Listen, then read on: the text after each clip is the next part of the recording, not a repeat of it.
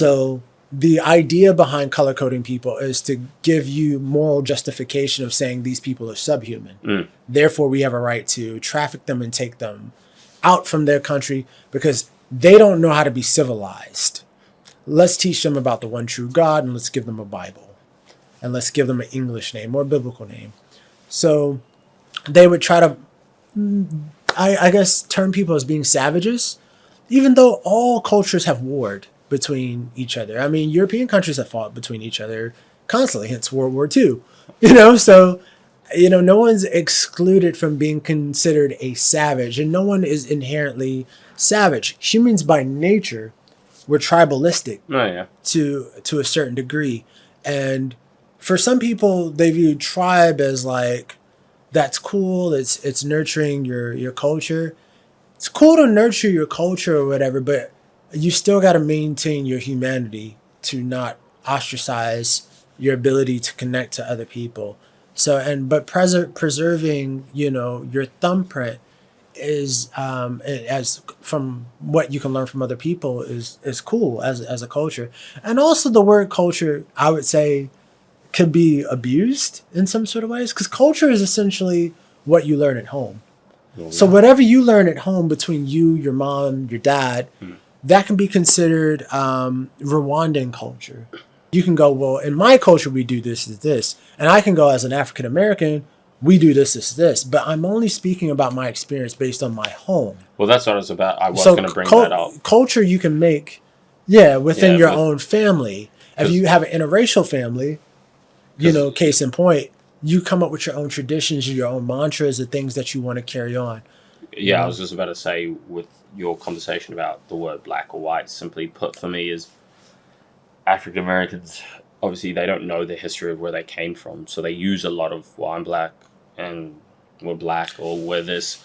But for friends of mine who are from the UK, New Zealand, and for me, from Australia, we can be considered like African, British or African Australian, but we actually also do know a root of where we came from to a certain degree if you're not like first, third or fourth, fifth generation. But most of us can be like, for me, I'm Rwandan, I can be like, like Rwandan culture, that's where I originate from. That's why I don't have to say, if someone does ask me, I might use it in conversation, as you've heard me say. But for myself, usually if someone's like, oh, well, like, what are you? I don't go, I'm black. I usually, I'm like, well, I'm Australian, but I'm also originally I'm Rwandan. Like that's who I am. Yeah. So I understand why a lot of African Americans are like, well, I'm black, because to trace their history, some of them have none, or some just don't. They have no idea where to even start. Yeah. Well, the history of African Americans in itself is complicated.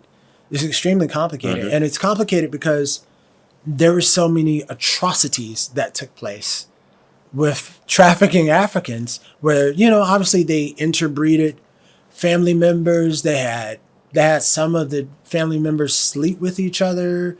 They would rape the family members. They would sell the babies off to another slave plantation, split the mom, put her on the other side of the states or the northern side of the country, put the father in the south, deep in the south. And so that's so much trauma.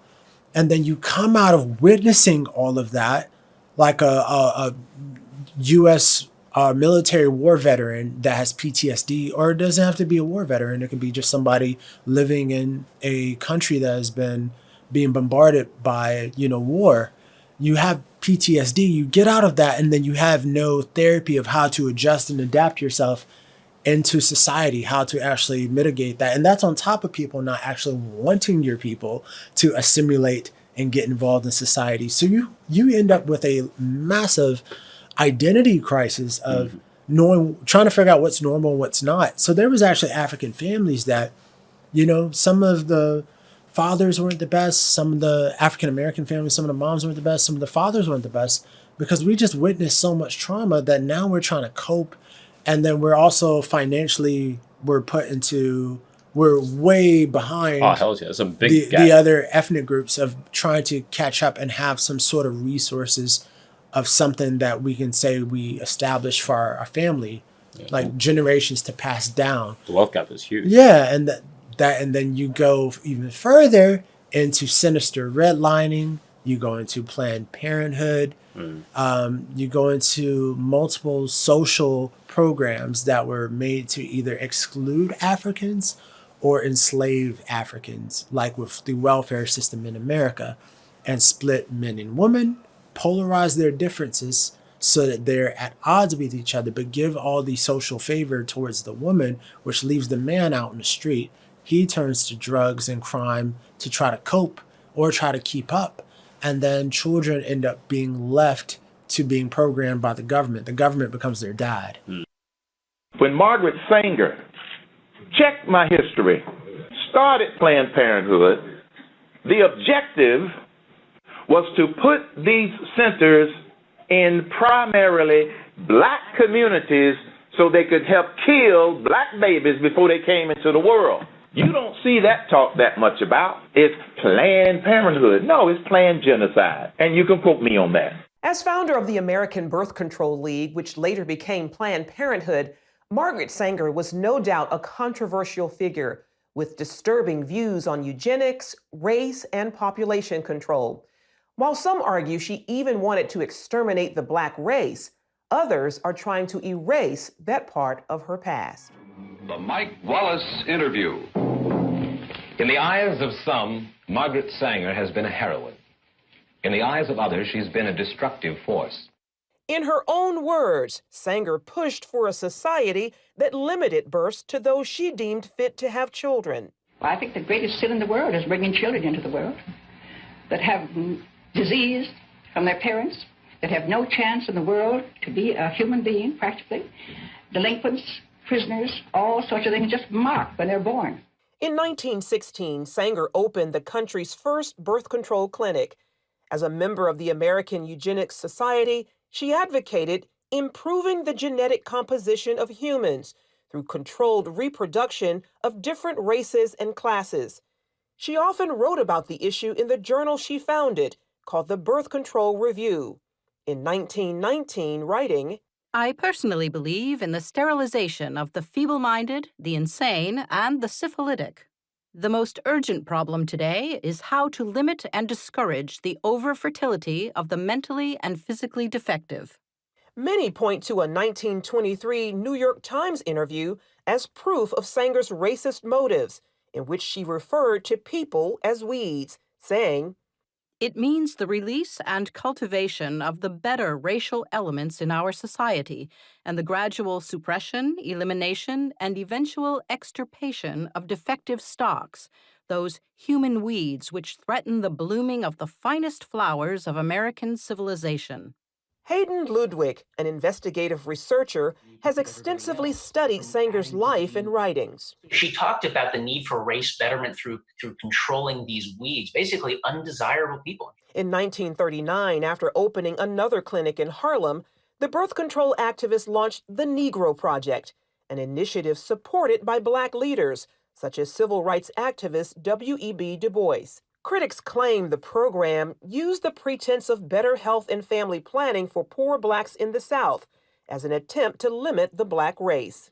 Ludwig says some on the left grapple with Sanger's past and how to interpret her legacy. They know when she writes about human weeds, they know that it's repulsive. They know it's disgusting. The left will never abandon Margaret Sanger, because if they do, she's the foundation of so many of their views. Sanger once shared her vision for a preferred race at a women's branch of the Ku Klux Klan, writing in her autobiography, Always, to me, any aroused group was a good group. Despite those views, liberals praise Sanger's work while ignoring her history. I admire Margaret Sanger enormously. Her courage, her tenacity, her vision. I am really in awe of her.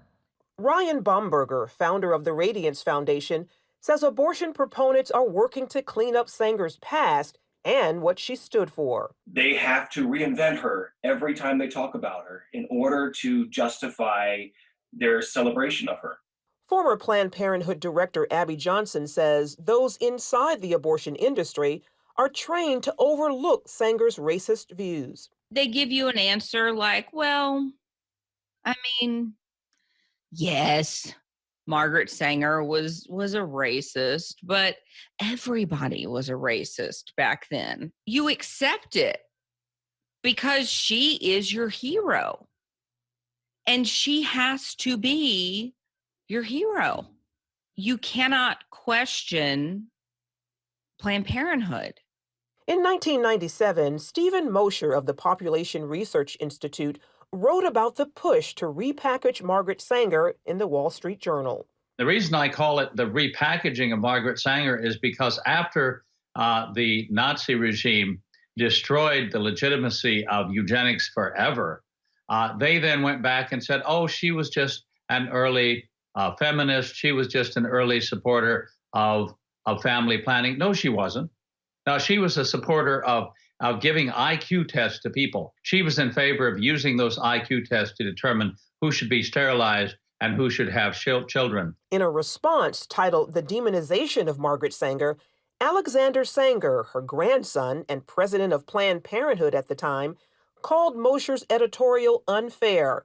In the same piece, Esther Katz, director of NYU's Margaret Sanger Papers Project, claimed evidence revealing Sanger did not rationalize her support for birth control on racist grounds, that she never advocated genocidal policies aimed at racial, ethnic, or religious groups, and that she, in fact, believed access to birth control would benefit, not eliminate minority populations. Dr. Katz turned down our request for an interview, although in this article, the editor as public authority interpreting Margaret Sanger, she wrote, by our current highly sensitized standards, some of her attitudes and statements can be construed as racist, elitist, ethnocentric, and not politically correct. In 1942, Margaret Sanger's American Birth Control League became Planned Parenthood, which has moved to fulfill its founders' goals, helped greatly by the Supreme Court decision in Roe v. Wade. Under the veil of secrecy and deception, 60+ million babies have not been born because they were aborted legally since '73. 1/3 of that population belong to the African American community. A frightening and telling number given blacks make up only 13% of the U.S. population. Dan Gaynor of the Media Research Center says that Sanger's true mission remains alive and well throughout today's abortion industry. Look at the maps. See where the abortion facilities are. They are near places where people are marginalized, people are poor, people are minority, and that's their target market. Generation after generation, we have built a better world for our daughters. Because of allies in the media and academia, Gaynor also points out how speech from conservatives and others about Sanger's past, Planned Parenthood practices, and abortion is often classified as hate speech. There is nothing as close to a sacrament in the media as abortion. It is a holy writ that abortion is protected. And anybody who comes out against it, any organization, any business, anybody, the media swarm. So does social media. Facebook's new oversight board, and this is really concerning, has 4 co-chairs. And they're going to be the appeals board for content. Well, one of the 4 oversight board is on the board of an pro-abortion group. There's no pro-lifers. They're not there. The problem also exists on many college campuses. I remember at Harvard, they laughed when I was talking about the history of eugenics. And they said, that doesn't matter. Planned Parenthood is not like it was during Margaret Sanger's days. Those who oppose her views say not true and are committed to exposing her past for future generations. Think about today. If you're saying something that's true, but the government calls it a conspiracy theory, you can lose, if you're someone like me, you can lose your income. You can be taken off of Patreon. You can be taken off of Twitter, Facebook, YouTube. Where did you get taken off? Any of those I got taken off of Patreon, yeah. Patreon took you off. Yeah. What was their reason? I wrote an article about the affiliations of the creator of the AstraZeneca COVID vaccine and that he was affiliated and speaking to the Galton Institute, which was until 1989 the British Eugenics Society, and some of the affiliations of that particular organization. So anyway, they didn't like that. Yeah. So It's a lot. It's a lot. It's very insidious. But out of the juxtaposition that I'm trying to highlight with the word African American is that I realize in order for Africans to actually have, from what I feel, I'll ask you, what do you feel would help African Americans in that country? I have my own theory, but let me ask you, like, to help them get out of a constant state of my one is feeling victimized to a point where people can feel dismissive of it at this point because they're like, you guys seem to have some abilities to make something of yourselves, even though people don't understand the history. And trying to diagnose a problem without understanding the history is like a doctor trying to tell you what's wrong with you and he doesn't have a record of your medical history. That's how dangerous it is sometimes when people try to misadvise or disadvise people without learning the history of where the people came from. Where the problem started. So it's easy to be dismissive and go, oh, these Africans are complaining again, blah, blah, blah, all their victims, blah, blah. Stop talking about slavery. But yet, and you wouldn't say that to a Jewish person when it comes to the Holocaust. Oh, God, no. You wouldn't say that to other ethnic groups with their travesties. You don't tell them to just forget about it. Yeah. So it's not something that's reasonable. But I think also, it's lasted a long time as well. Yeah, and that it wasn't like I'm not shitting on the Holocaust. I know, and I've said this as well. And I'm not. That was a 4 year. That was like a 4 year thing. That period. wasn't a 400 years. thing. But if that happened for 400 years, hell, you best believe some of them be messed up as hell. And that's not even just to Africans that ended up trafficked to America. Slave trade started with Portugal. So this is with Africans that ended up being taken out of Angola. The Roman Catholic Church gave Portugal the authority to go into Africa for human cargo. Why that came about, my bad, we kind of segued off the question I asked you. But how that came about was during the quote-unquote Crusades, this is the Roman Catholic Church going into the Middle East to try to cleanse them of the spread of Islam and them killing Muslims in the name of God for 300 years, and they never apologized for it.